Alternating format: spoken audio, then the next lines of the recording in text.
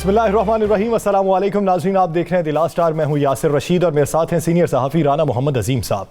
नाज़रीन, आज Pakistan democratic movement का सरबराही इजलास हुआ जिसमें पाकिस्तान पीपल्स पार्टी के शरीक चेयरमैन आसिफ अली जरदारी साहब ने मियां मोहम्मद नवाज शरीफ साहब को कहा कि आपको पाकिस्तान वापस आ जाना चाहिए, मुकदमात का सामना करना चाहिए। यह पहला वक्त नहीं है कि जब धांधली का इल्जाम लगा। इसी में जमहूरियत की बेहतरी है और यही जमहूरियत का हुस्न है। जिद्दोजहद इसी तरीके से आगे बढ़ाई जानी चाहिए और हमें पार्लियामेंट के अंदर मज़ाहमत का रास्ता इख्तियार करना चाहिए। इस्तीफों के ऑप्शन पर अभी गौर नहीं करना चाहिए। इसको लेकर पाकिस्तान मुस्लिम लीग नून ने काफी तहफ्फुज़ात का भी इजहार किया। मौलाना फजलुर रहमान ने जब प्रेस कॉन्फ्रेंस की और मौलाना फजलुर रहमान का उस प्रेस कॉन्फ्रेंस में यह कहना था कि 9 जमातें इस्तीफों के ऑप्शन पर मुत्तफिक हैं, जबकि पाकिस्तान पीपल्स पार्टी को तहफ्फुज़ात हैं, उन्हें वक्त दिया गया है। उनका जवाब आने तक 26 मार्च का जो लॉन्ग मार्च है उसे मुलतवी समझा जाए। जब सहाफियों ने सवालात करना चाहे तो मौलाना फजलुर रहमान रोस्टम छोड़कर चल दिए। ऐसे वक्त में वहां पर मौजूद शाहिद खाकान अब्बासी ने अपने साथ मौजूद मरियम औरंगजेब के कान में सरगोशी की कि मरवा दिया। यह क्या वजह थी? यह आज का मंजरनामा हमें आने वाले दिनों में ऑपोजिशन की तहरीक को मजबूत करता दिखाई देता है या कमजोर करता दिखाई देता है? इसी बारे में बात करने के लिए पाकिस्तान पीपल्स पार्टी के सीनियर रहनुमा मौला बख्श चांडियो साहब ने हमें ज्वाइन किया है। मौला बख्श चांडियो साहब, बहुत शुक्रिया आपके वक्त का। चांडियो साहब, आज की अगर सरबराही इजलास को लिया जाए, जो बातें मंजर आम पे आई उनको लिया जाए, तो एक तो पहले यह बात तय हो चुकी थी कि ऑपोजिशन लीडर सेनेट के अंदर पाकिस्तान मुस्लिम लीग नून का होगा। आज सुनने में यह आया कि पाकिस्तान पीपल्स पार्टी ने उससे इनकार कर दिया। इसकी वजह आप क्या समझते हैं? पहली बात तो मुझे आपकी इस बात का इल्म अभी नहीं है। सही। मैं हैदराबाद में हूं, इस्लामाबाद में क्या हो रहा है मुझे उसका कुछ इल्म नहीं है, लेकिन ये तय है कि अपोजिशन के लीडर सब मुत्तफिक थे और वो उनके इत्तेहाद पे भी मुत्तफिक हैं। उनकी क़यादत है मौलाना साहब, उनके साथ फैसले मुत्तफिक हैं। लेकिन ये इत्तेहाद एक जमायत नहीं है, बहुत सारी जमायतों का इत्तेहाद है। तो हर जमायत की अपनी हिकमत अमली, अपने प्रोग्राम होते हैं। लेकिन जहाँ तक मेरी क़यादत का मुझे इल्म है, हम PDM को चलाना चाहते हैं, उसको मजबूत देखना चाहते हैं, उसी के साथ चलना चाहते हैं। लेकिन हर पार्टी के अपने अपने कुछ उसूल हैं, कुछ मौक़िफ़ हैं, उस पर तो किसी को भी एतराज़ नहीं होना चाहिए। मौलाना बख्श चांडियो साहब, आपने कहा कि आप PDM की क़यादत को चलाना चाहते हैं, मौलाना फजलुर रहमान की सदारत को मानते हैं, सारा कुछ आपने कहा कि दुरुस्त है और हम आगे लेकर चलना चाहते हैं। PDM में ये फैसला हुआ था, जो अक्सरियती राय का फैसला होगा उसे कबूल किया जाएगा। मौलाना साहब ने आज कहा कि 11 में से 10 जमातें जो हैं या 10 में से 9 जमातें जो हैं वो इस्तीफ़ों पर राज़ी हैं, एक जमात को तहफ़्फ़ुज़ात हैं। जब अक्सरियत राज़ी है तो फिर ये तो फैसला PDM का हो गया, तो फिर आपको उस फैसले को मानना नहीं चाहिए? मुझे इल्म नहीं है कि किस इजलास में अक्सरियत ने यह फैसला किया है या अक्सरती फैसला कोई शाया हुआ है। चांडियो साहब, ये अभी थोड़ी देर पहले जो PDM का इजलास हुआ, जिसके बाद मौलाना फजलुर रहमान ने ब्रीफिंग दी है, प्रेस कॉन्फ्रेंस की है, ये बात उन्होंने उसमें कही है। मेरी गुजारिश सुन लेना। मैंने पहले कहा मैं हैदराबाद में हूँ, मुझे इल्म नहीं है कराची, इस्लामाबाद या किसी और जगह पे क्या हो रहा है, तो वहाँ क्या मुझे इल्म नहीं है। लेकिन जहाँ तक अक्सरियत के फैसला, हमने PDM के साथ हैं, PDM के साथ चल रहे हैं। लेकिन ये इत्तेहाद एक जमायत नहीं है, ये मुख्तलिफ जमायतों का इत्तेहाद है। मुख्तलिफ जमायतों के मौक़िफ़ हैं अपने अपने, हर मसले पर, हर इशू पे वो अलग एक मौक़िफ़ भी रखते हैं। वो कोई जुर्म नहीं है। इस अंदाज से अना का मसला नहीं बनाना चाहिए। हमने कहा है हो जाए, हम चाह रहे हैं अकेले तौर पे कैंसिल, ऐसे नहीं होता है इत्तेहादों में। हम इत्तेहाद में हैं, लेकिन मुझे जैसे आप बता रहे हैं कि ये फैसला, मुझे अभी इस फैसले का इल्म नहीं है। अच्छा मौला बख्श चांडियो साहब, आप ये देखिए कि अगर तहरीक को मजबूत करना है, हुकूमत के खिलाफ आपको एक स्टांस अपनाना है, तो आपको अंदरूनी तौर पर मुत्तहिद होना होगा, कंप्रोमाइज़ करना होंगे। लेकिन आज तो जरदारी साहब ने नवाज शरीफ साहब को पंजाब का लीडर कह दिया। साथ ही साथ उनका यह भी कहना था आपने अपने दौरे इक़्तिदार में तनख्वाहें नहीं बढ़ाई। जब अंदरूनी इख्तलाफात होंगे तो आप बैरूनी तौर पर हुकूमत से कैसे मद्दे मुकाबला पाएंगे? फिर वही मैं बात करना चाह रहा हूं, ये कोई एक पार्टी नहीं है जो तय करके आ गए कि जो इस पार्टी का फैसला होगा, जो उस पार्टी का मकसद और मोल होंगे वो हमारे, ऐसा नहीं है। हमारा अपने मौक़िफ़ है, कुछ इश्यूज़ पर हैं बातें, वो करना कोई जुर्म नहीं है। हमने PDM के खिलाफ बात नहीं की, उसकी क़यादत से बगावत की बात नहीं कर रहे, लेकिन अगर अपना मौक़िफ़ रख रहे। और जहाँ तक ये ताल्लुक़ है नून लीग के लिए मेरे जरदारी साहब का कहना, तो वो कोई ख़राब बात तो नहीं उन्होंने की कि जनाब हमारा भी अपना मौक़िफ़ है, हमें सुनेगी तो सही ना। यकतौर पे कैसे कर लेंगे? ये तो नहीं हो सकता ना। इत्तेहाद को चलाना है तो किसी एक जमात का तो नहीं है कि मौलाना साहब जब चाहे जिस इशू पे चाहे अपना मौक़िफ़ का ऐलान कर दे, नून लीग जब चाहे अपने मौक़िफ़ का ऐलान कर दे। ऐसे तो नहीं होता है ना। आप कई बातें याद करें, कई मौक़ों पे मौलाना साहब ने अपने फैसले दिए जो पीपल्स पार्टी के रूह के मुताबिक नहीं है, लेकिन हमने बगावत नहीं की। हमने कहा ठीक है, हम आगे चल के बात करेंगे। नून लीग है, अब कई बातें ऐलान कर देती हैं, हमें पता नहीं होता, लेकिन वो उनकी जमात की बातें हैं। इत्तेहाद में तो ऐसे ही मुश्तरका मौक़िफ़ अख्तियार किया जाना चाहिए जिसके हम खिलाफ नहीं है। आपका कहना है कि मौक़िफ़ अगर शुरू से ही मुतफ़िक़ा होता तो फिर ये मामला ऐसे ना होते। मौलाना साहब अपना एकदम बयान जारी कर देते हैं, मुस्लिम लीग नून अपना कर। आने वाले दिनों में लॉन्ग मार्च तो मुलतवी होगा। देखिए मैं आपको बताऊं, देखिए मैं आपको, आज मुझे नहीं पता मुलतवी हुआ है, लेकिन मैं आपको बता रहा हूं। नहीं, आप पाकिस्तान के एक लीडर हैं, पार्टी के अहम रहनुमा हैं, ये मुलतवी हो गया, मौलाना साहब ने ऐलान कर दिया है। वो तो आपसे मशरूत हो गया ना, आपकी पार्टी से मशरूत हो गया। जब मैंने सुनाया आपके हक में देते हैं तो हो जाएगा, नहीं देते तो मुलतवी हो गए। इसीलिए मैं कह रहा हूं कि अब हतमी फैसला नहीं है। मैंने अभी आपके यहां से सुना है कि इस बात तक मौखर रहेगा, ये मुलतवी की बात नहीं है। लेकिन गुज़िश्ता लॉन्ग मार्च जो मौलाना साहब ने किया, किसको एतमाद में लिया था? हमें तो पता ही नहीं था। हम पूछ रहे थे वो जनाब रास्ता क्या है, वो बाद में पता चलेगा। जनाब करना क्या है, वो बाद में पता चलेगा। मेरी बातें हुई हैं तो ऊपर क्या बात है, नहीं। लेकिन कभी मौलाना साहब ने हमें नहीं बताया, लेकिन हमने उफ नहीं की। हम इत्तेहाद को रखना चाहते हैं, हम इख्तिलाफ बढ़ाना नहीं चाहते, लेकिन पीपल्स पार्टी भी एक जिंदा हकीकत है पाकिस्तान की सियासत की, उसके मौक़िफ़ की भी तो अहमियत देनी पड़ेगी ना। बिल्कुल, इसमें कोई शक नहीं कि पीपल्स पार्टी के मौक़िफ़ की अहमियत है, और उस पीपल्स पार्टी के बगैर पीडीएम कुछ नहीं है, इस पर कोई दूसरी राय नहीं हो, ये साबित भी हो गया। अब आप क्या समझते हैं कि इस्तीफ़े होने चाहिए या नहीं होने चाहिए? आप बतौर एक सियासी रहनुमा, इस्तीफ़ों से फ़ायदा है। जी मैं आपको बताऊं, अगर इस्तीफ़ाओं का फ़ायदा है तो क़यादत को कायल करना चाहिए। मेरी क़यादत पर मुझे भरोसा है, वो जब कौमी मफाद में वो कायल किया जाएगा तो वो अना का मसला नहीं बनाएगी। लेकिन अगर ये कह दें कि सिर्फ हमारा मसला है, नून लीग और मौलाना साहब की कोई आपस में कोई अंडरस्टैंडिंग है, तो वो तो फिर हम नहीं मानेंगे। किस तरह मानेंगे? अच्छा, आप हमें भी तो एतमाद में देखिए, बिलावल भुट्टो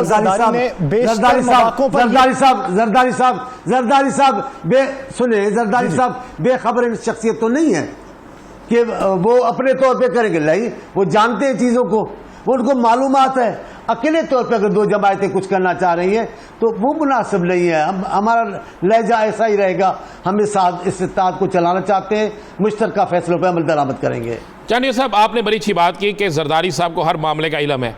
आप क्या समझते हैं, जब मौलाना साहब ने ऐलान किया और जब मुस्लिम लीग नून और मौलाना साहब मिल के जा रहे हैं इस्तीफ़े दे दिए जाएँ, अभी आपने कहा कि वो कहते हैं हमारी कहीं बात हो गई, तो क्या ये कोई अलहदा गेम करने की कोशिश कर रहे थे जिसकी वजह से पीपल्स पार्टी ने अपना मौक़िफ़ जो है उसका अलहदा रखा?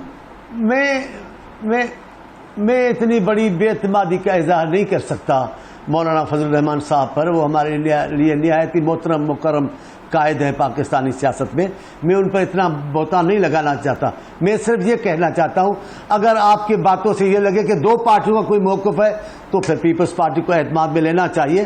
पीपल्स पार्टी को एतमाद में लिए बगैर हम किसी फैसले को नहीं मानते। तो चांडिया साहब, आप क्या समझते हैं, चेयरमैन और डिप्टी चेयरमैन सेनेट के इलेक्शन में यूसुफ रज़ा गिलानी जो हैं उन्हें वोट ज़्यादा पड़ जाते हैं आपके मुताबिक? उन्हें तो 49 पड़े, अब वो केस अदालत में आप लेके गए हुए हैं। उन्हें अगर उधर देखा जाए, जब वो सेनेटर मुंतखब हो गए थे तब भी उन्हें वोट ज़्यादा पड़े थे, लेकिन दूसरी जानिब नून लीग के उम्मीदवार और जमीयत उलमा इस्लाम फ़े के उम्मीदवार को वोट कम पड़े। इसकी बुनियादी वजह क्या समझते हैं आप? देखिए, मैं अभी इसका तज्जिया नहीं किया। हम तो चेयरमैन की इलेक्शन को देख रहे थे। चेयरमैन की इलेक्शन में प्रिजाइडिंग अफसर पाकिस्तान पीपल्स पार्टी की दुश्मनी में पला बड़ा हुआ है। वो पाकिस्तान पीपल्स पार्टी को बंदूक मारने के अलावा वो सोचता नहीं है, वो सख्त तरीन दुश्मन है। क्यों उसको प्रिजाइडिंग ऑफिसर किया गया मुझे नहीं पता, और हमारे दोस्तों ने क्यों उस वक्त इख्तिलाफ नहीं किया। तयशुदा बात थी। आपने वो फिल्म देख लें जिसमें उन्होंने रिजेक्टेड वोट हवाले किए प्रिजाइडिंग अफसर के।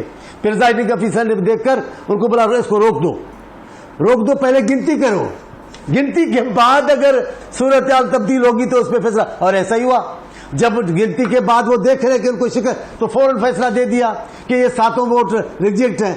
ये तो दुनिया देख रही है, हम तो सब देख रहे हैं। अभी आपने कहा कि चलो कोई बात नहीं, गिलानी साहब नहीं जीते, लेकिन एक बात सुनिए जरा, एक जुमला सुने, बस मैं खत्म कर रहा हूं। गिलानी साहब जीते या नहीं जीते बात की बात है, लेकिन कौमी असेंबली में अक्सरियत नहीं हासिल हुई, सेनेट के भी 7 वोट जमा। अब ये कह रहे किसके हैं भाई, वोट तो जिस तरफ है वो गिलानी साहब की साइड है। आज मैंने सुना है उनका मौक़िफ़, ये वोट उन्हीं के, तो जाहिर है हमें मिले तो हमारे, ये भी गिन ले तो ना आप कौमी असेंबली में अक्सरियत रखते हैं, ना आपको सेनेट में अक्सरियत हासिल है। चांडिया साहब बड़ी अच्छी बात आपने कही कि गिलानी, चांडिया साहब आपने बहुत अच्छी बात की कि मतलब चांडिया साहब के ये गिलानी साहब के वोट हैं, बिल्कुल ये 7 वोट उनके हैं, अक्सरियत हो गई। आपके इत्तेहादी पीडीएम से वाइस चेयरमैन के उम्मीदवार, डिप्टी चेयरमैन के उम्मीदवार वहाँ पे अब्दुल गफूर हैदरी, उनको वोट कम क्यों पड़े? मुझे इल्म नहीं है क्यों पड़े, जैसे हमारे जेठ हुए उनको कम डाले गए ताकि गलत है भी। पहले हमने एक दिन भी नहीं कहा कि नून लीग ने हमें नुकसान दिया है, एक दिन भी नहीं कहा गिलानी साहब के हवाले से, लेकिन तजिया निगार जो भी उनके अपने हैं उन्होंने शुरू कर दिया। ऐसे ही कि इख्तिलाफात बढ़े, बदगुमानियां बढ़े, और देखिए आज भी जो फैसले हो रहे हैं बदगुमानियों का उनमें अमल दखल है। हम तो सीधी बात कर रहे हैं भाई, आप सेनेट में कौमी असेंबली में अक्सरियत खो चुके हैं, अब आप जबरदस्त। और एक बात और कह दूं, हम वोट देने जा रहे थे, अभी इलेक्शन वोट में गए नहीं, वोट दिया नहीं, मेरा इंटरव्यू सारे टीवी पे छाया हुआ है। मैंने कहा इलेक्शन कमीशन कह रही है कि पीपल्स पार्टी के वोट ज्यादा हैं।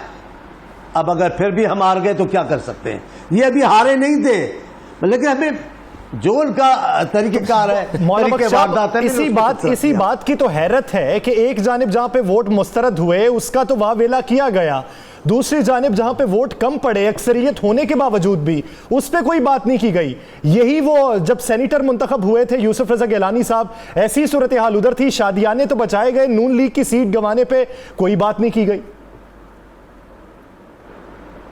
मेरा ख्याल है नून लीग की सीट की किसी बात का मामला नहीं था, गिलानी के हवाले से गिलानी साहब की बात थी, मुत्तफिका उम्मीदवार थे, वो कौमी असेंबली में जीत के आए, हुकूमत को शिकस्त हुई। चांडिया साहब जो सवाल हम पूछना चाहते हैं हमें उसका जवाब दे दें, आप बड़े सीनियर तरीन सियासतदान हैं, हम ये जानना चाहते हैं कि पहले एक अदम एतमाद की तहरीक आती है संजरानी साहब के ख़िलाफ़, वो नाकाम हो जाती है, उसी में डिप्टी चेयरमैन आपके जो होते हैं डिप्टी चेयरमैन सेनेट आपके उम्मीदवार मौजूद होते हैं सलीम मांडीवाला, उनके वोट ज़्यादा निकल आते हैं। यहाँ पर जब कौमी असम्बली में वोटिंग का मामला आता है तो यूसुफ रजा गिलानी के वोट ज़्यादा निकल आते हैं, मुस्लिम लीग नून की जो उम्मीदवार है वो हार जाती है। फिर चेयरमैन सेनेट का मामला आता है, गिलानी साहब के वोट ज़्यादा निकल आए, 7 रिजेक्ट डाल के ज़्यादा हो गए मुस्लिम वोट, और लेकिन अब्दुल गफूर हैदरी के काम, यानी आप बात ये हो रही है कि जो भी आपके साथ उम्मीदवार होता है आप अपने उम्मीदवार को तरजीह देते हैं, दूसरा उम्मीदवार हमेशा नीचे रह जाता है, तो ये क्या मामला है? हमने ऐसा कभी नहीं किया, पीपल्स पार्टी ने डबल गेम कभी नहीं की, इसीलिए पीपल्स पार्टी आज भी जिंदा है, आज भी अवाम में मकबूल है। जिस बेतमादी का आप हवाला दे रहे हैं उसमें हमारे वोट पूरे थे चेयरमैन सेनेट की वक्त पर, जब हमें खड़ा किया गया हम पूरे थे, वोट कम निकले 10 से पता नहीं 13 वोट कम निकले, उसमें हमारा कसूर नहीं था। यानी आपका मौक़िफ़ ये है कि पीडीएम में शामिल जो दीगर जमातें हैं उन्हें अपना भी एहतसाब करना चाहिए। मैं सुन ले जरा, सुन ले, रिकॉर्ड दुरुस्त करें, उस बेतमादी में भी एक खास जमायत के 2-3 सेनेटर काम कर रहे थे उनके खिलाफ, उस जमायत ने तो कोई एक्शन नहीं उठाया, हमने कोई इल्जाम नहीं लगाया। वो जमात क्या वो जमात पीडीएम की जमात है? क्या वो जमात पीडीएम में शामिल है? जी आज तो पीडीएम में शामिल है। अच्छा, मुस्लिम लीग नून है ना, नाम ले दे आप, इतने मुझे पता है जानियो साहब, आप तो कभी, मैंने कब कहा मुस्लिम लीग नून है? तो फिर कौन है? फिर कौन है? फिर आप बता दें जानियो साहब, आप ये करते हमेशा कर देते हैं बात, कौन सी जमात है? देखे मैं इस जमीयत उलमा इस्लाम है, मुस्लिम लीग नून है, जमीयत उलमा इस्लाम है, को नुकसान नहीं पहुंचा रहा। चले इस तरह कर, मुस्लिम लीग नून नहीं, जमीयत उलमा इस्लाम है, एएनपी है, एएनपी मेरी बड़ी प्यारी जमायत है, उनकी क़यादत का मैं बहुत एहतराम करता हूं। जमीयत उलमा इस्लाम थी तो जमीयत उलमा उनकी एक रुकन है, उनकी रुकन है, सुने ना, अब जवाब सुने ना, एएनपी की एक रुकन है जो उस वक्त आपने नहीं माना कि उन्होंने वोट दिया, न सिर्फ उन्होंने वोट दिया था, वो छोड़ भी चुकी, वो ऐलान करके ये इमरान खान की हिमायत का। अब किसका जमायत का मैं नाम लूं? बताएं आप। सही है ना, ANP की गई है ना, वो हमारी खातून बहन गई है। चले मौला बख्श साहब, एक आखिरी सवाल, आप क्या समझते हैं इस वक्त सेनेट में दूसरी बड़ी जमात आप हैं, तो opposition leader Pakistan Peoples Party का ही होना चाहिए या PDM का मुतफिका जो फैसला होगा उसके मुताबिक मिनवान अमल होना चाहिए? जो तरीक़ेकार है अक्सरियती जमायत का होना चाहिए अपोजिशन लीडर, उसमें तो हम अपनी तैयारी कर बैठे। लेकिन जो कौमी क़यादतें हैं, 4-5 लीडर रहनुमा हैं PDM में, वो मिलकर कोई मुत्तफ़िका फैसला करती हैं तो मुझे तो उस पर एतराज़ नहीं, हर हाल में माना जाएगा उनका फैसला। जो वो फैसला करेंगी हर हाल में माना जाएगा, लेकिन दूसरी जमात होने के नाते ये पाकिस्तान पीपल्स पार्टी का हक बनता है। बहुत शुक्रिया चांडियो साहब इस हवाले से अपना वक्त देने के लिए। नाज़रीन, इसी सियासी मंजरनामे पर मजीद भी बात करेंगे एक शॉर्ट ब्रेक के बाद। Stay with us.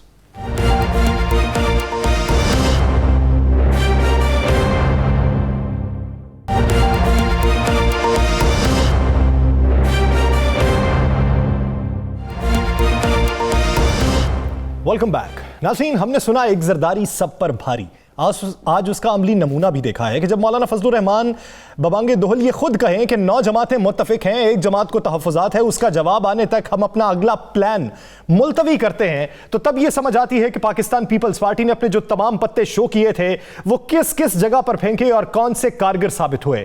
इसी को लेकर आइंदा की हिकमत अमली प्लान दी जाएगी। लेकिन आज के इजलास में पाकिस्तान पीपल्स पार्टी का मौक़िफ़ क्या रहेगा, इस हवाले से राना साहब ने कल पेशीन गोई की थी। आइए वो पहले मुलाहिजा करते हैं। पीपल्स पार्टी किसी सूरत में इस्तीफे नहीं देगी। इस्तीफे देने होते तो ज़िमनी इलेक्शन लड़ते, इस्तीफे देने होते सेनेट के इलेक्शन में हिस्सा लेते, इस्तीफे देने होते तो बाकी दीगर मामलात करते। देखें, पाकिस्तान पीपल्स पार्टी वाज़े तौर पर यह फैसला कर चुकी है, उनकी जमात के अंदर फैसला हो चुका है, जरदारी साहब ये फैसला कर चुके हैं, बिलावल ये फैसला कर चुके हैं कि किसी सूरत में भी इस्तीफे नहीं देने। नाज़रीन, आपने सुना, आज बज़ाहिर पाकिस्तान पीपल्स पार्टी ने कहा है कि हम CEC से दोबारा रुजू करेंगे, वहां पर मुत्तफ़िका फैसला करेंगे, फिर PDM के प्लेटफॉर्म पे उसको लेके आएंगे और फिर आइंदा का प्लान मुरतब किया जाएगा। राना साहब की तरफ बढ़ते हैं। राना साहब, आज मौलाना फजलुर रहमान की जो गुफ्तगू थी और जिसके बाद पूरा मीडिया वहां पर मौजूद था और सवाल के जवाब नहीं दिए, मरियम नवाज भी कहती रही, शाहिद खाकान अब्बासी ने भी लुकमा दिया, इसको लेके आप क्या समझते हैं कि कल जो आपने पेशीन गोई की, आने वाले दिनों में पाकिस्तान पीपल्स पार्टी की वो राय इस्तीफों के हवाले से वो कितना मजबूत करेगी इनको या कमजोर करेगी? या सर, एक चीज़ तो ध्यान में रखें, मैंने कल भी कहा था और आज भी आपको बता दें, आज जो इजलास हुआ है और उस इजलास के अंदर जितनी गुफ्तगू हुई है, जितनी तलखी हुई है, 5 लीडरान जो हैं, 5 लीडरान वो तो इजलास से उठ के जाने लगे थे। मियाँ नवाज शरीफ ने गुस्से में एक दफ़ा तो लाइन ऑफ कर दी थी। ये मैं आपको बिल्कुल कह रहा हूँ। वहाँ जरदारी साहब ने बात, जनाब वहाँ पे तो ना मौलाना फजलुर रहमान को ये उम्मीद थी कि ऐसा होगा, ना मरियम को उम्मीद थी ऐसा होगा।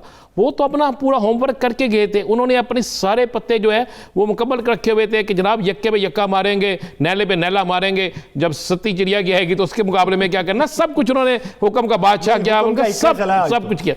लेकिन हमने कल कहा था कि ये हो ही नहीं सकता। याद करें, हमने ये भी कहा था PDM के चेयरमैन मौलाना साहब नहीं हैं, PDM के चेयरमैन आसफ अली जरदारी और बिलावल भुट्टो हैं, और ये साबित हो गया कि वो मौलाना साहब जो कहते थे जो अक्सरियती फैसला होगा, भाई जब 9 जमातें आपके साथ हैं इस फैसले में, तो इसके बाद और कौन सा अक्सरियती फैसला होगा?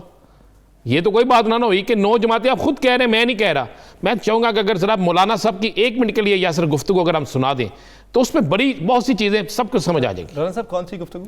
ये जो उन्होंने प्रेस कॉन्फ्रेंस में कहा कि 9 जमातें अगर वो सुना दी जाए तो कितनी गुफ्तगू थी वो मैक्सिमम 30 सेकंड। वो इजलास कितना तवील था? इजलास कई घंटे तवील हुआ, भी तो मजीद तवील होना था। राना साहब, वो गुफ्तगू का फायदा क्या? इतनी सी गुफ्तगू क्या सुनवाएं? मैं सुना देता हूँ वो जो उन्होंने कहा कि पीपल्स पार्टी का जवाब ना आने तक हमारा लॉन्ग मार्च मुलतवी समझा जाए, बकिया फैसले बाद में किए जाएंगे। पहले आपको अंदर की बात बताते सारी। जी, ये कुछ चली है ना चीज़ें कि आसफ जरदारी साहब ने ये कहा, उन्होंने ये कहा, मरियम ने ये कहा, मौलाना साहब ने अपना कहा कि मैंने कितनी कुर्बानियाँ दी। अंदर इतनी तलखी भरी कि एक वक्त में महमूद अचकज़ई की पार्टी के एक शख्स ने कहा कि हमें तो ये लग रहा है कि हर जगह शख्स अपने अपनी चीज़ें तय करके आए। ये लफ्ज़ अदा किए गए। फिर मियाँ नवाज शरीफ की जब वतन वापसी की बात की गई तो मियाँ नवाज शरीफ साहब ने कहा कि जरदारी साहब, मेरी वतन वापसी से पहले आप फाइनल कर लें कि आप किसके साथ हैं। मैं तो वतन वापस आ जाऊंगा, आप किसके साथ खड़े हैं, आपने किससे क्या डील की है। यहां तक बात हुई अंदर। ये जो अब मरियम ने लास्ट पे आप प्रेस कॉन्फ्रेंस में कहा ना कि मैं यहाँ मौजूद हूँ, मियाँ साहब से नहीं मुझसे मुखातब हूँ, ये आपने सुनी है ना बात। हाँ जी। तो ये बात क्यों की है उसने? क्या मतलब मौला बख्श चांडियो साहब ने जो कहा उसका कुछ ना कुछ अंसर मौजूद है। बिल्कुल मौजूद है। अच्छा, जब अंदर तलखी इस कदर बढ़ी कि एक वक्त में मौलाना फजलुर रहमान जो हैं उन्होंने कहा कि फिर मुझे बताएं मैं लॉन्ग मार्च करूं, और आपके लोग, फिर ये भी फैसला हो गया था अंदर कि लॉन्ग मार्च कर लेते हैं, लेकिन फिर तय ये हुआ था लॉन्ग मार्च करेंगे तो पीपल्स पार्टी का कोई लीडर स्टेज पर तकरीर नहीं करेगा, पीपल्स पार्टी उसी सूरत में आके तकरीर करेगी अगर वो इस्तीफे लेकर आएगी। ये मौलाना और मरियम का मुश्तरका फैसला था। ये मैं आपको बड़ी खबर दे रहा हूँ कि पीपल्स पार्टी इस्तीफे लेकर आ जाए तो जनाब हम स्टेज भी इनको देंगे, सारा कुछ करेंगे। पीपल्स पार्टी, मैंने पहले भी कहा था, नहीं इस्तीफे देगी। मरियम से भी एक सवाल किया गया मरियम से कि मरियम साहबा ज़रा इस्तीफ़ों का ऐलान आप अपनी बजाय ना शहबाज शरीफ से या हमजा शहबाज से कराएं तो फिर हम बात करेंगे। ये बात भी अंदर हुई कि आप इस्तीफ़ों का ऐलान जो है वो ज़रा शहबाज शरीफ से और हमजा से कराएं। अगर आप बुनियादी तौर पे बनता तो उनका ये पार्टी सरबराह वो है। फिर उन्होंने कहा जनाब आप इस तरह करें, अगर आप समझते हैं कि इस्तीफे सब देंगे तो फिर मियाँ साहब को बुलाएं, मियाँ साहब को हम आगे लगाते हैं, मियाँ साहब अपने हाथ से इस्तीफे पेश कर दें। कहा गया कि मियाँ साहब को बुलाएं, इस्तीफे हम अपने भी मियाँ साहब को देते हैं, मियाँ साहब अपने हाथ से इस्तीफे पेश कर दें। ये कैसी सियासत है कि आप लंदन में बैठ के वहाँ से हुक्म जारी कर रहे हैं और हम यहाँ पे सब कुछ मान लें? यहाँ तक अंदर हुई है तलखी। अब आपको मैं एक और बता दूँ बात, मौलाना फजलुर रहमान बाहर मीडिया पे से टॉक करने के लिए तैयार ही नहीं थे। मौलाना साहब ने कहा मीडिया से क्या टॉक करेंगे, सारी गुफ्तगू तो बाहर जा चुकी है। फिर वहाँ पर कहा गया कि चेक करें ये गुफ्तगू बाहर पहुँचा कौन रहा है, ये बाहर आने से बनो कही सारी गुफ्तगू तो बाहर जा चुकी है, चेक करें ये गुफ्तगू बाहर पहुंचा कौन रहा है। क्या अंदर ये बात नहीं हुई कि गिलानी साहब को चेयरमैन सेनेट का इलेक्शन हराने में भी इनके अपने ही शामिल हैं? किनके? गिलानी साहब के अपने। एक ये इल्जाम लगाया गया। हाँ, नून लीग के एक शख्स ने यह भी कह दिया, और ये भी कह दिया कि ये क्या बात हुई कि हमेशा इनके वोट हो ज्यादा और हमारे ना हो। तो फिर ये बात नहीं हुई कि हैदरी साहब को हरवाने में किसका किरदार? ये तो हैदरी साहब ने तो यहां तक कह दिया कि हमारी सियासत खत्म करने का फैसला किया गया था। ये लफ्ज़ अदा हुए, अंदर बड़ी तख्त हुई। उसके बाद जब मौलाना साहब आए तो फिर ये फैसला हुआ कि मौलाना साहब आएंगे, किसी सवाल का जवाब नहीं देंगे। मौलाना साहब इतने गुस्से में और इतने गमज़दा थे कि वो कहते ना लाई भी ना गई तो निभाई भी ना गई। तो वो बाहर आए बेचारे आके आपने उनकी सुनी गुफ्तगू सुन के चले गए। अब मशरूत है इस्तीफ़ों से, तो ये उसी तरह है कि जनाब कि ना इस्तीफ़े आने ने तो ना नहीं। राना साहब थोड़ा सा पीछे चलते हैं। ये अगर बात इस्तीफ़ों की थी तो इस्तीफ़ों के मामले तक ही रहती, आपसी मशावरत में रहती। जरदारी साहब ने ये क्यों कह दिया कि आप पंजाब के लीडर हैं, और ये भी कहा कि आपने अपने दौरे इक़्तिदार में तनख्वाहें नहीं बढ़ाई? ये माजी के किस्से खोल लिए। ये तो इस तरह हो रही है कि आने वाला कोई इलेक्शन है जिस पर फिर आमने सामने हमने आज से ही होना। तो ये होने आमने सामने हो गए हैं। हमने कहा था, आप याद करें कल का क्लिप वो भी देखें, हमने कहा था कि इनका मार्च, अगर मार्च हो गया तो उसके बाद एक दूसरे के खिलाफ मार्च करेंगे। भाई जरदारी साहब क्यों इस्तीफा दें? पहली बात है कि उन्होंने क्यों इस्तीफा देना है, इस्तीफे की वजूहात क्या है? आप इस्तीफा देने के लिए इलेक्शन लड़े थे सेनेट का, आप ज़िमनी इलेक्शन इस्तीफा देने के लिए लड़े थे। देखें जरदारी साहब के एक हैं, सिंध उनके पास है, वफाक में वो मौजूद है, पीपल्स पार्टी सबसे दूसरे नंबर की बड़ी जमात बन गई सेनेट में, क्यों इस्तीफे दे? मौलाना के पास कितनी सीटें हैं जी? मरियम साहबा जो हैं अगर वो इस्तीफे देने जाते हैं तो उनके अपने कितने लोग उनके साथ रहते हैं? ये बड़ा आज क्या हमजा शहबाज को नहीं होना चाहिए था मीटिंग में? अगर बिलावल उन्हें मिलने जा सकते हैं, आप क्या समझते हैं जब बिलावल और हमजा की मुलाकात थी तो वो मुलाकात मुबारकबाद देने के लिए थी? हजूर बिलावल अपने हम ख्याल से मिलने गए थे, उन्हें समझ लग गई थी कि मरियम की बजाय हमजा से मिले, और क्योंकि हमजा वही बात करेंगे जो मियाँ शहबाज शरीफ की बात होगी। या सर कुछ जो है ना लाइनें मिल रही हैं, ये सारा कुछ हुआ। अब मैं आपको एक और खबर दे दूं, मरियम नवाज कल इस्लामाबाद में इजलास कर रही है। अच्छा, क्या हम खुद अपनी एक लहदा मौलाना के साथ लाइन बात तो ये चल रही है, और उसके बाद परसों लाहौर में इजलास हो रहा है। ये मैं आपको बिल्कुल मुसद्दका दे रहा हूं। इन दोनों इजलासों में मियाँ नवाज शरीफ का खिताब होगा, इन दोनों इजलासों में खाता किया जाएगा, और फिर हुकूमत के खिलाफ किस तरह चलना है। अब मरियम ने फैसला कर लिया कि पीडीएम साथ चलती है तो ठीक है, नहीं तो हम चलेंगे। राना साहब ये जो बातें चल रही हैं कि हर लाहौर के एमपीए को 5000 बंदा निकालने की बात की गई है, ये क्या अपने तक ही लॉन्ग मार्च करेंगे? ये देखें जी, अब लॉन्ग मार्च अगर ये बंदा 5000 बंदा कहाँ से निकलेगा मुझे बताएं ज़रा। वो लाहौर के एमपीए थे, ये मीनारे पाकिस्तान जो जलसा हुआ था, ये कोई अमृतसर में जलसा तो था नहीं, वहाँ से बंदे आने थे। कौन लाएगा 5000 बंदे? कहां से आएंगे 5,000 अफराद? क्या आज वहां पे मीटिंग में नहीं बात हुई कि मौलाना साहब आपने एक पर्ची छपाई हुई है, उस पर्ची पे लिखा हुआ है लॉन्ग मार्च के पैसे 200 रुपया कुछ ऐसा लिखा हुआ, वो पर्ची जो है वो चल रही है। नाज़रीन, दीगर इश्यूज पर बात करेंगे एक शॉर्ट ब्रेक के बाद। Stay with us.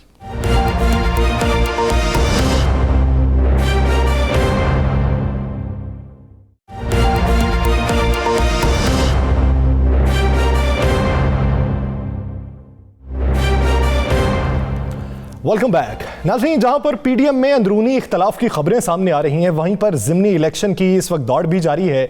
कराची में फैसल वावडा की छोड़ी गई नशिस्त पर ज़िमनी इलेक्शन होने वाले हैं और इस हवाले से जो नाम मंजर आम पे आए हैं, इससे मुकाबला काफ़ी सख्त लगता है। अब देखना यह है कि Pakistan Tehreek Insaf, MQM, PSP, Pakistan Peoples Party और पाकिस्तान मुस्लिम लीग नून, इनके जो उम्मीदवार हैं उसमें से कौन सा उम्मीदवार जीतेगा। अब तक की कारकर्दगी क्या रही और आने वाले दिनों में वो कारकर्दगी ज़िमनी इलेक्शन पर किस हद तक असरअंदाज होगी, इसी बारे में बात करने के लिए हमें ज्वाइन किया है पाकिस्तान तहरीक इंसाफ के सीनियर रहनुमा फिरदौस शमीम नकवी साहब ने। नकवी साहब, बहुत शुक्रिया आपके वक्त का। नकवी साहब, अगर अब तक की डेवलपमेंट देखी जाए, अब तक की प्रोग्रेस देखी जाए, तो जिस तरह की मज़ामत का सामना था PTI के रहनुमाओं को कराची में डेवलपमेंट के हवाले से, तो उसमें काफी तगोदो करना पड़ी है आपको। अब एक सीट छोड़ी गई है, तो उसे वापस जीतने के लिए आप किस हद तक पुरुमीद हैं, कि जबकि आपके मद्दे मुकाबिल जो उम्मीदवार हैं वो भी काफी मजबूत हैं? जी देखिए, मिफ्ता इस्माइल साहब का अगर आप जिक्र कर रहे हैं तो मैं नहीं समझता कि वो कोई मजबूत नुमाइंदा हो सकते हैं। इससे कि वो नुमाइंदगी किसकी कर रहे हैं, एक भगौड़े की, एक उस शख्स की जिसने पाकिस्तान का पैसा चुराया और लंदन में इन्वेस्ट किया। जिस वक्त शायद खाकान अब्बासी के वो वजीर थे तो उन्हें महंगी गैस खरीदवाई, LNG टर्मिनल का कॉन्ट्रैक्ट हुआ। खुद उनके ऊपर SCCP पे जो केसेस चले कि उन्होंने अपनी शेयर होल्डिंग जो है वो 9-9 साल लेट ट्रांसफ़र की। तो ना अमानत ना दयानत, जहानत है तो अब दौलत कमाने के लिए, लोगों की खिदमत करने के लिए नहीं। मैं ये समझता हूँ मुस्तफा कमाल भी तो उसी हल्के से है ना, मुस्तफा कमाल भाई भी तो उसी हल्के से आ रहे हैं ना इलेक्शन में। मुस्तफा कमाल साहब कहीं से भी आ जाए, उनके साथ वही असर हुआ होगा जो 2018 में हुआ था। अच्छा फिरदौस शमीम नकवी साहब, आपने कहा एक तरफ शख्स है जिसपे केसेस है, दूसरी तरफ आपने कहा कि मुस्तफा कमाल, लेकिन ये बता दें फिरदौस नकवी साहब, आप किस बुनियाद पे इलेक्शन जीतेंगे? आप कहते हैं गैस का मामला हल नहीं हुआ, बिजली का मामला हल नहीं हुआ, चीजें जो महंगी हैं वो मामला हल नहीं हो सका, वहां पे पानी का मसला हल नहीं हो सका, तो आपके पास क्या ऐसी चीज है जिससे आप समझते हैं कि आप इलेक्शन जीत जाएंगे? जी देखिए, तो बहुत सारी चीज़ें। पहली चीज़ ये है कि हम वो पहले लोग हैं जिन्होंने सही मानों में सिंध में अपोजिशन किया, वरना फ्रेंडली अपोजिशन चल रही थी जिसकी वजह से सिंध के इतने हालात बिगड़े। ठीक है, जिसमें मुस्तफ़ा कमाल साहब के भी कमालात शामिल हैं। हमने तो सुना है कुछ और भी लोग उतर रहे हैं जो साबका मेयर हैं, हम उनको भी। PTI वो वाहिद जमात है जिसने एस को एस कहा, उन्हें कहा कि कराची का सबसे बड़ा दुश्मन पाकिस्तान पीपल्स पार्टी है। वो 13 साल में रहने के बावजूद इख्तिदार में इस शहर का कोई मसला हल नहीं कर सकी। 18वीं यही सवाल हम आपसे कह रहे हैं कि आपने 2.5 सालों में शहर का कौन सा मसला हल किया कि लोग आपको वोट दें, ये बता दें। नकवी साहब, मैं ऐड ऑन कर दूं, आप ही वो पहले पाकिस्तान तहरीक इंसाफ के सिंध के रहनुमा थे जिन्होंने ये आवाज उठाई कि हम डिलीवर नहीं कर सके, खान साहब को भी तनकीद का निशाना बनाया, आपने अवाम के हुकूक के लिए बात की। आप भी तो देखें कि अभी तक हुकूक पूरे कितने हुए।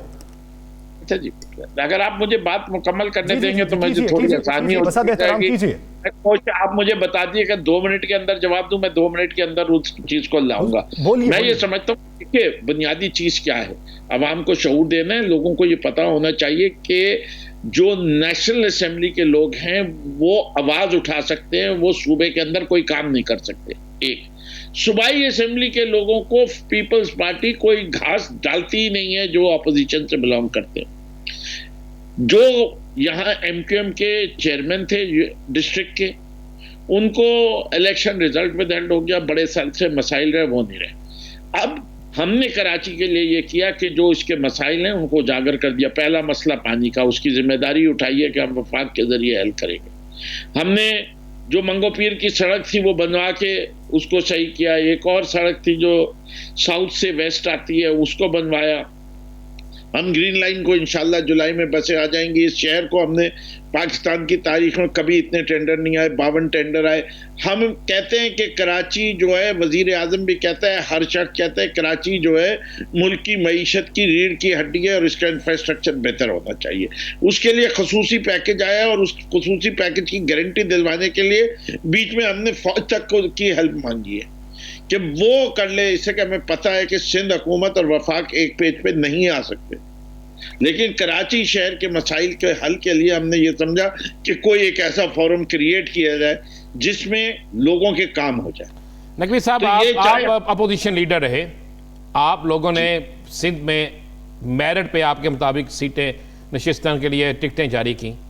आपके 2 रुकन असम्बली जो हैं वो हुकूमत के साथ मिलकर, सिंध हुकूमत के साथ, आपके कराची के अंदर से अक्सर आपके MNAs जो हैं वो आवाज़ भी उठा देते हैं, वो उस पर तनकीद भी करते हैं कि जनाब हमारे काम नहीं हुए। आमिर लियाकत साहब भी नाराज़ थे, बाद में मना लिया गया। तो ये PTI सिंध के अंदर बागी लोग, आपको छोड़ के जाने वाले, तनकीद करने वाले ही ज़्यादा क्यों हैं? मुझे नहीं पता कि आपके पास तादाद कितनी, मेरे पास 30 लोग थे, 2 गए। 2 जो गए वो उनमें से अबरो साहब PMLN से आए थे और शहरियार सर भी दूसरी जमात से, जो मेड इन PTI वाले उनमें से कोई भी नहीं। आप जब वो आए थे, जब वो माजरत से दूसरी जमातों से आए थे, आपको पता था तो क्यों लिया था, क्यों टिकट दी थी, क्या मजबूरी थी? मैं आपको बता रहा हूँ क्यों लिया था और लिए रहेंगे। हमने अपने दरवाजे सबके लिए खुले रखे। देखिए, हर पार्टी का पहला कोशिश ये होती है कि वो इलेक्शन जीत के इख्तिदार में आए, तभी वो तब्दीली ला सकती है। और आपको देखना पड़ता है जब आपके सामने कैंडिडेट्स आते हैं कि अपोजिशन पार्टी को कौन सा शख्स जो है वो हरा सकता है। और आप ये हम समझते हैं और आज भी यकीन है कि जब भी कोई आता है तो वो रंग में रंग जाता है हमारे। तो हम कुछ जगह कामयाब होते हैं, कुछ जगह नाकाम भी होंगे, तो इसमें कोई परेशानी की बात नहीं। तरीक़ाकार यही है, ये नहीं है कि हम बच्चे पैदा करेंगे, उनको रोज़े अव्वल से जो है एक ख़ास किस्म की ग़िज़ा देंगे, खिलाएंगे, जब वो जवान होंगे तो उनको PTI में लाएंगे। हमने इसी माशरे से लोगों को उठाना है। कई दफ़ा हमारे फैसले गलत होंगे, ज़्यादातर सही होते हैं। नहीं, आप कुली तौर पे अगर जायज़ा लें पार्टी का, तो कितने बड़े इस वक्त ओहदेदारान हैं जो दूसरी जमातों से नहीं आए, वो बुनियादी तौर पे पाकिस्तान तहरीक इंसाफ के ही हैं? ले लीजिए, सिंध में की बात करते हैं, इमरान इस्माइल गवर्नर, बुनियादी तौर पे PTI, आरिफ अलवी सदर, बुनियादी तौर पे PTI। वफाकी काबीना की तरफ चलिए, साबका leader of the opposition PTI से आए, अली जैदी PTI से आए, समर अली खान PTI से आए, आफ्ताब सिद्दीकी PTI से आए, फवाद चौधरी कहाँ से आए? वफाकी। अब एक मिनट, सिंध को खत्म कर ले। नहीं, ओवरऑल PTI की बात कर रहे हैं ना, ओवरऑल PTI की बात कर रहे हैं, पूरे पाकिस्तान में प्रोग्राम देखा जाता है। अब फवाद चौधरी कहाँ से आए? मैं सुबह चलूंगा ना, सुबह चलूंगा, चले सुबह चलूंगा। सिंध खत्म हो गया। अच्छा, असद उमर PTI में आए सियासत में, अब उनको आप इस्लामाबाद में लें या कराची में लें, मुझे दोनों में कोई एतराज नहीं है। ठीक है। सैफुल्लाह नियाज़ी साहब अभी सेनेटर बने, कहाँ से आए? इजाज चौधरी साहब सेनेटर बने, कब छोड़ के आए थे जमात इस्लामी? 2007 में। कितने साल हो गए? 13 साल हो गए। ये नहीं है कि लोग जो है, मैंने कहा कि नहीं, अगर इजाजत दें तो जो दूसरी जमातों से अभी आए और वजीर बने, उनके नाम भी आप ले लें या हम ले लें? कितने साल हो गए? 10 साल। फवाद चौधरी साहब को कितने साल हुए जी? फवाद चौधरी साहब को कितने साल हुए? फवाद चौधरी साहब को भी जो है अब तो 5 साल हो रहे हैं। खुसरो साहब को कितने साल हुए? खुसरो साहब जो है वो आए हैं कोई 4 साल पहले। साहब बात निकली बहुत दूर तक चली जाएगी। अब नकवी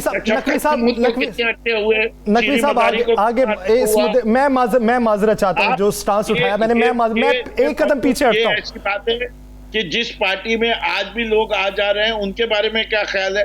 देखिए, जिससे इस पार्टी का लीडर कांस्टेंट है, इसकी पॉलिसीज कांस्टेंट है, इसकी कोर कमेटी अपनी जगह मेजॉरिटी उन लोगों से कंसिस्ट करती है जो पार्टी के पुराने मेंबरान हैं। नजीब हारून पुराने। कराची का इलेक्शन जीत लेंगे? कराची का इलेक्शन आपको जीतो अगर नजर आता है, जीत लेंगे? अगर वहां पे MKM आपकी इत्तेहादी है वो भी खड़ी हो जाती है, उनका उम्मीदवार भी खड़े हो जाते हैं, तो फिर क्या सूरत बनेगी? ये इलेक्शन, जनरल इलेक्शन में हम 600 वोट से जीते थे, जिसके अंदर MKM भी खड़ी हुई थी, TLP भी खड़ी हुई थी, PMLN भी खड़ी हुई थी, और PMLN का जो कैंडिडेट था वो था कौन? शहबाज शरीफ। अब मिफ्ता इस्माइल शहबाज शरीफ से बड़े तो नहीं है, ठीक है, और जो हालात हैं PMLN के PDM में आने के बाद, अब तो ये देखिए, पहले तो ये कह रहे थे जॉइंट कैंडिडेट आएंगे, हमें तो पता है पीपल्स पार्टी के लोग कहते हैं कि नहीं, और PMLN की जो क़यादत है, जो वहाँ के चेयरमैन डिप्टी चेयरमैन नजर आते हैं, वो कहते हैं हमें मिफ्ता इस्माइल एक्सेप्टेबल नहीं है, ये पैराशूट कैंडिडेट है, हमारे बल्दिया से क्यों नहीं किसी को दिया, जबकि वो अमान वगैरह जो हैं वो तो बाकायदा वहाँ से चलिए देखते हैं कि आने वाले दिनों में कराची का ये इंतखाब, इसका मार्का किसके सर सजेगा, ये सहरा किसके सर सजेगा, और आने वाले दिनों में कराची के हवाले से डेवलपमेंट क्या होने वाली है, जो वादे किए जाते हैं वो मुस्तकबिल में पूरे भी हों। बहुत शुक्रिया फिरदौस शमीम नकवी साहब इस हवाले से अपना वक्त लिए। नाज़रीन, दीगर इश्यूज पर बात करेंगे एक शॉर्ट ब्रेक के बाद। Stay with us.